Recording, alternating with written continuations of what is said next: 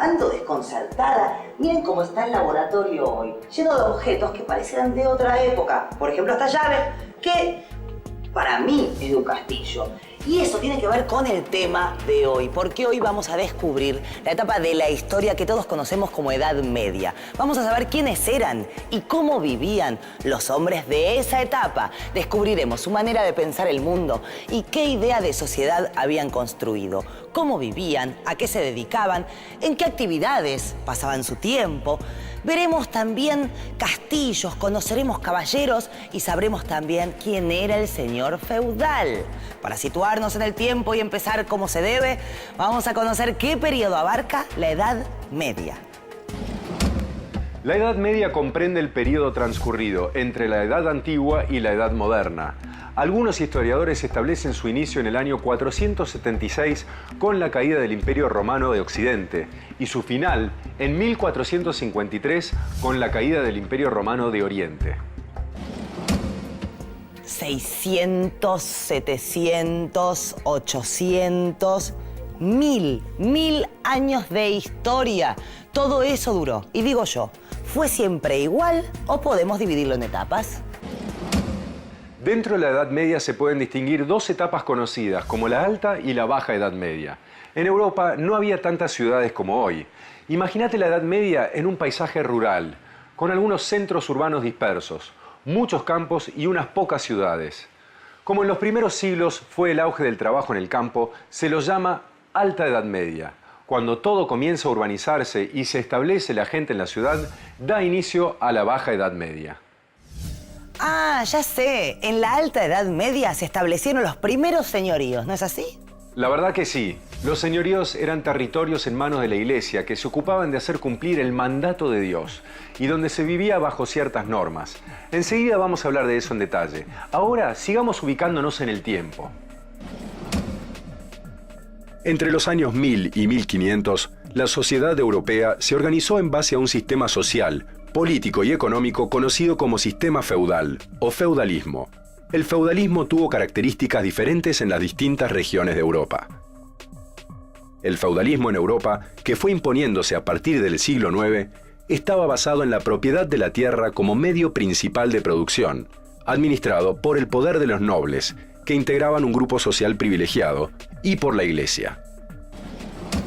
Voy a explicarles el sistema social de la época. Se pensaba la sociedad casi como una pirámide. Arriba de todo, en la punta, Dios. Un poquito más abajo, la Iglesia. Luego unos cuantos nobles. Y acá, bien abajo de todos estos, muchísimos campesinos trabajando de sol a sol. La Iglesia era el mundo intelectual de entonces. Por eso puse los libros. Los campesinos eran el universo de la producción y el trabajo, por eso las herramientas. Los ámbitos de la vida social eran los espacios rurales. La mayoría de la gente vivía en pequeñas comunidades llamadas aldeas. En estos espacios rurales, las actividades eran básicamente las mismas que hoy, aunque con medios y técnicas más primitivas, claro. La gente se dedicaba a la agricultura y a la cría de animales. La población europea era campesina, por lo que la Iglesia debió trasladarse al campo para evangelizarlos. El poder de la Iglesia estaba representado por los eclesiásticos, y así surgieron sus señoríos.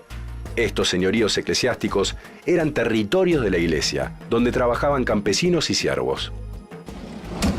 Entonces, los señoríos eclesiásticos eran tierras que pertenecían a la Iglesia y estaban al mando de uno de sus representantes, como el que me acompaña aquí atrás. Pero también había señoríos laicos, es decir, que no eran de la Iglesia. ¿Y quién era la autoridad de estos señoríos?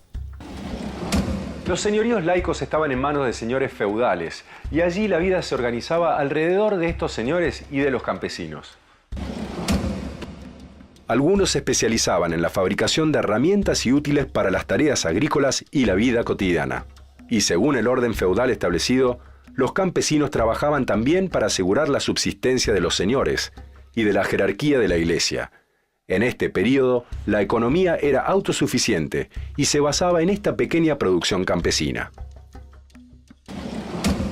Los artistas retrataron estos siglos con paisajes bucólicos, de vida campestre. Siempre predomina la figura del campesino o la aldeana llevando a sus animales. ¿Cómo era la vida cotidiana de estas aldeas de la Alta Edad Media? Las aldeas en este periodo eran poblados, extendidos en campos abiertos. En estos campos se entremezclaban las parcelas de subsistencia, en las que cada familia practicaba la agricultura y criaba animales.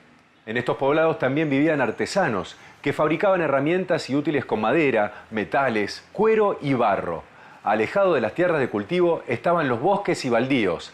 A esos lugares la comunidad podía ir libremente y aprovechar algunos recursos. Pero la mayoría de los señores feudales eran laicos, cristianos que no formaban parte de la jerarquía de la iglesia, y se dedicaban a la guerra para conseguir más tierras y así obtener más tributos. Vivían en un castillo, y cuando no estaban luchando, se dedicaban a cazar o a participar en torneos de combates entre caballeros. Además, el señor feudal tenía el poder de la justicia en el señorío.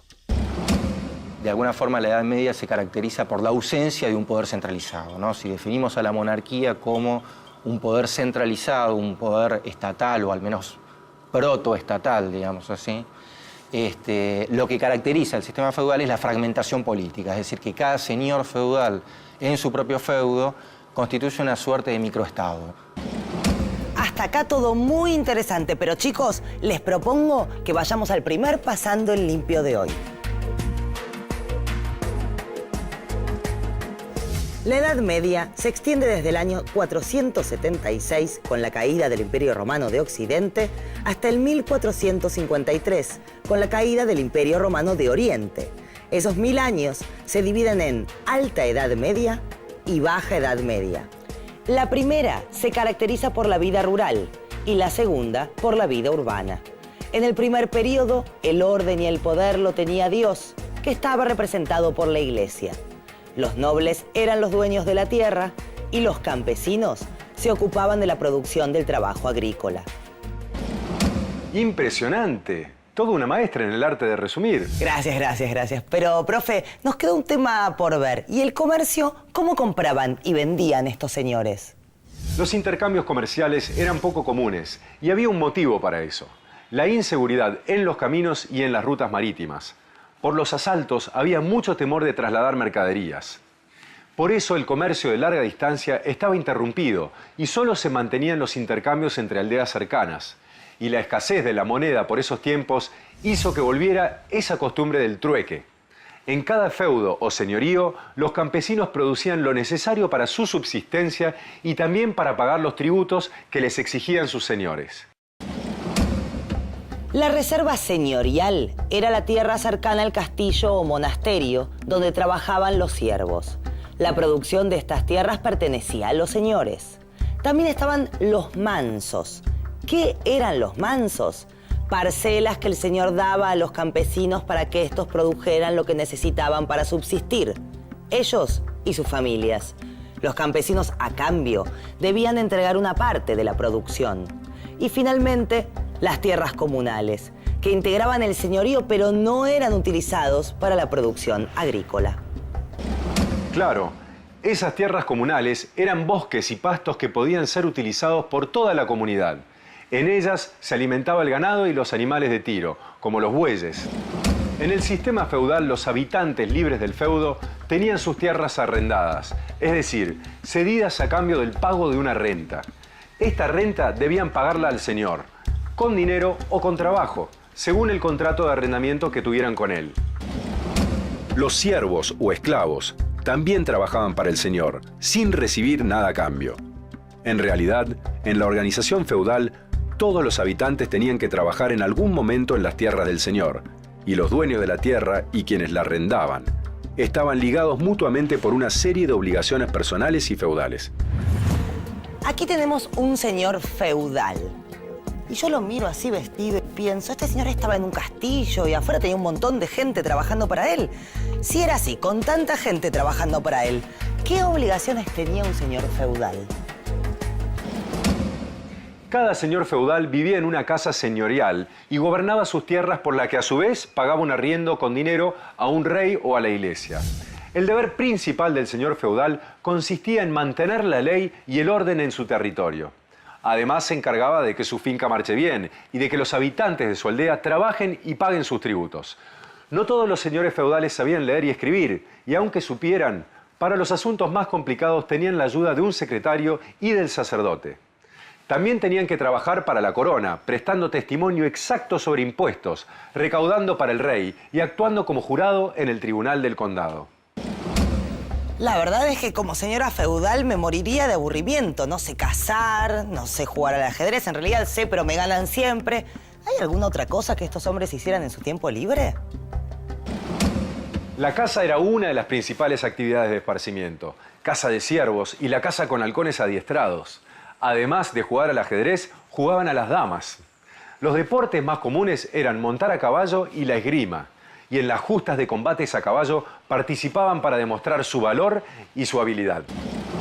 Ay, me encanta ver los castillos medievales. Cómo me gustaría conocer alguno por dentro, aunque me dijeron que son poco luminosos. ¿Ahí vivían los señores feudales? ¿O cuáles eran los edificios principales en un señorío? Los edificios más importantes de un señorío eran la iglesia y una casa señorial, que según la condición social variaba en sus dimensiones. Esta casa del señor feudal tenía una habitación principal o salón que se usaba para comer, dormir y para todas las actividades diarias. De acuerdo a la jerarquía y el poder del señor, la residencia estaba fortificada con muralla de piedra y tierra, con altas torres, custodiadas por los arqueros, y los muros estaban rodeados por un foso lleno de agua para protegerla de posibles invasiones. ¿Cómo era la relación entre los señores y los siervos y campesinos? ¿Qué pasaba, por ejemplo, si el campesino no podía cumplir con sus tributos o si el siervo no trabajaba como el señor esperaba?